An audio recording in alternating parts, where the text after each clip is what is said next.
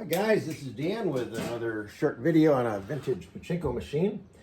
This is a Nishijin Model B. I believe it's a 1973 model. Did a complete restoration on it.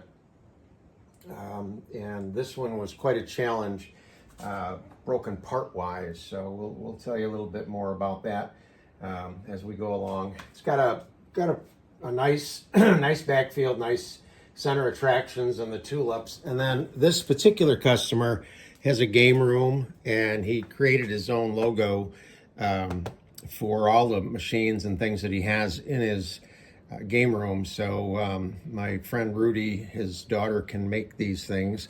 And I just contacted Rudy and I said, hey, can you make that? And he said, sure. So we put that nice logo on there for him.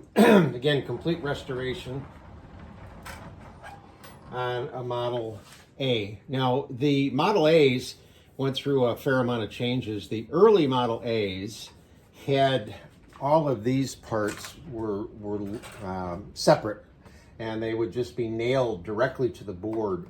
And then as time went on, Nishijin made this unit right here, this whole piece right in here, and then mounted all of the movable pieces on it, which made taking it apart and putting it back together again much easier. This particular machine, this is no reflection of the owner, and it was packaged well, but I have no idea how this thing got all broken up. But the seesaw up in here was actually out of the machine and in pieces. This was missing, this piece right here. No, this piece was here, but it was in horrible shape. This piece was missing. It was nuts. This was broken. I shook my head every time I looked at it. Fortunately, I called my buddy Rudy in Ohio, and he has a fair amount of scrap machines or machines that he can salvage parts off of, and he happened to have this particular piece. So he sent it to me, and it fit, and we got everything put back together again, and now it looks pretty good. There are some other covers on a Model A. If you have one, you may see a cover here, and you may see a cover in here. Neither one are required, if you will. They're just nice to have. So it's a pretty good looking machine now that it's all put back together and cleaned up. So we'll show you how to load this. The way that a Model A works is the jackpot is located over here, and it's a chamber that fills up with pachinko balls, and then it tips to let the balls out as a win. So we'll show you that in just a second. But to load this machine, to get it ready for play, you should, as always, have about 500 pachinko balls. So you're going to get a 12-volt power supply with your machine. You just plug that into the wall and then take the end of the power cord and plug it into the pigtail. It's already on the machine. And this is the situation that you should have when you first plug it in. This light up in this corner should be on and stay on. The jackpot light came on because the seesaw was tipped.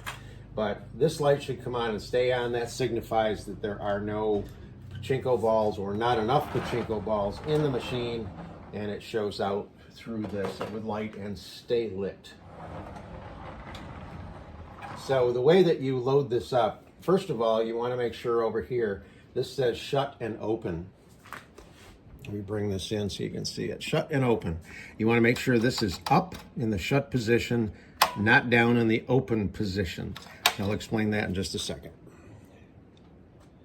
So when it's in the shut position and you take a handful of pachinko balls, they're going to flow out of the upper hopper, down the upper feed tray, down the feed tube, into the middle hopper, across here, and into the jackpot. And when they get to the jackpot, because this is shut, they're going to stop, and that's what you want when you load the machine. So we'll just... Okay, so if everything is set up right, now your jackpot is full and not ready to pay out yet, but the jackpot is full, which is the condition that you want.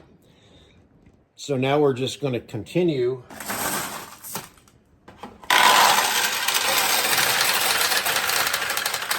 to to load balls into the upper hopper. Now the way the machine is set up is that mechanically the machine knows it needs a given number of balls in the middle reservoir to feed the jackpot.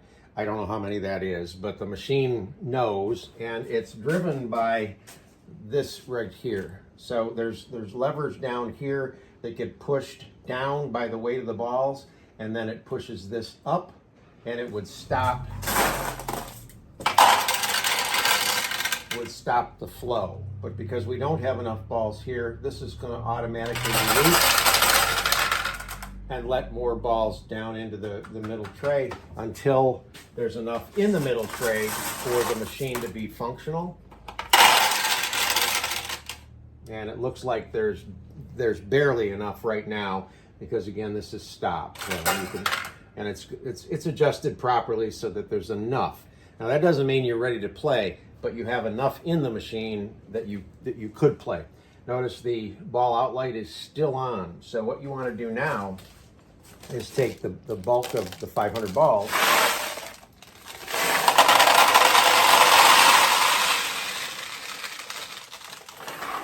and pour them in here, and then you can always just dump some extras in here also. That doesn't hurt anything. You just want to save out a few to actually start to play. Now what happens with a recycler, a Model A recycler, is a losing ball comes back and goes right into this tray.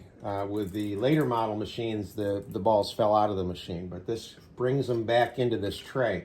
Now, unfortunately, if you don't win a lot, this tray will fill up, and then an overflow condition would exist where a ball would, instead of going into the tray, would go down this little chute and would drop out down here. And the original machines, I'm sure, had a little box there that would catch those balls. And if you ever want to empty the machine by opening this, you would need something down there to catch the balls. But that only occurs during an overflow. But if you ever hear this noise, that clunk noise, you know that you got too many balls in here, which is okay. I mean, it's nothing to worry about, but you hear the noise, you kind of wonder what's going on. So right now the ball out light is off. This is fully loaded. This is fully loaded. The only thing else you need to check is to make sure your seesaw, which is this, the white part, is tipped back.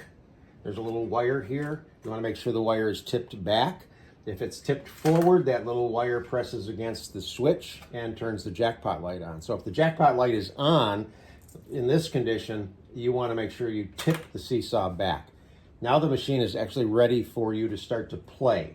So swing it around, and you as a player, you've taken on the role of the parlor owner to get it set and ready. Now you're going to be the pachinko player. Take a handful of balls, throw them in the upper feed track here. You can see the balls that are sitting in the jackpot. These are the balls that will pay out when you do get a payout. And we're going to start to play now and see how well we make out. Now, when you go to launch a pachinko ball, you need to get in the habit of going all the way down so that it will load a ball onto the launch ramp, and then you can let go. Now, if you press, well, look at that.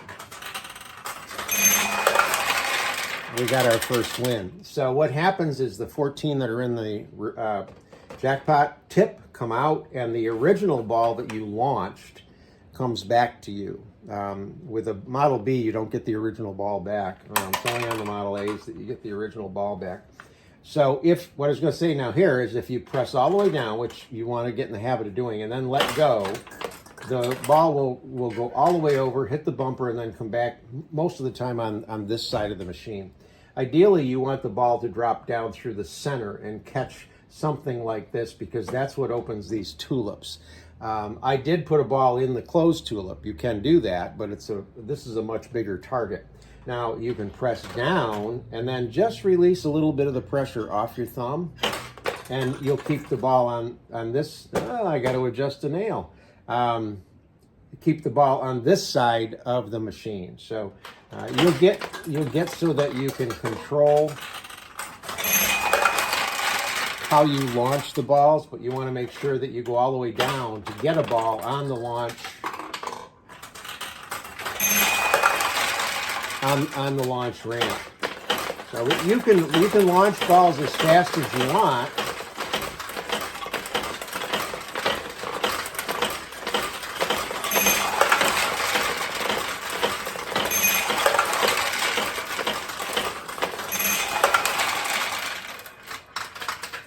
Like that. Just make sure you go all the way down. Now, one thing I want to always caution the new owners is if you have young children, they love these things, but they tend to play like this. Don't let them do that. Teach them to launch the proper way, because there are very delicate plastic parts back in there that will break. I've repaired a number of pachinko machines for people, and that's what they tell me. You know, I got to adjust that nail. They'll tell me the kids or the nieces and nephews were over, and I say, did they slap it? And they said, yep. And I said, well, you got to teach them not to do that. So this is a 1972-73 Nishijin Model A. Maybe we can get a couple more wins here before we go.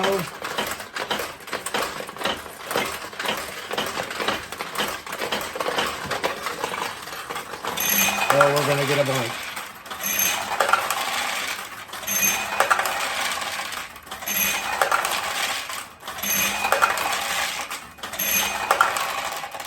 So what that was is a number of balls went in, and they queue, and they'll all pay.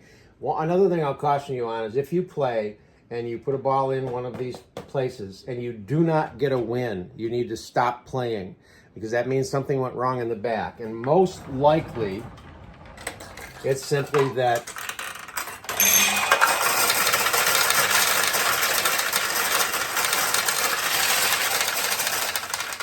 again, it's what the machine does is all automatic. You don't have to worry about it. Most likely what happens is the seesaw gets tilted. And when it tilts, a winning ball can't go anywhere. And they just start to back up in here. And you'll see them back up. So you just tip the seesaw back and they'll automatically play out through the machine. So again, 1972-73 Nishijin Model A recycler. Completely restored. Hope you like it.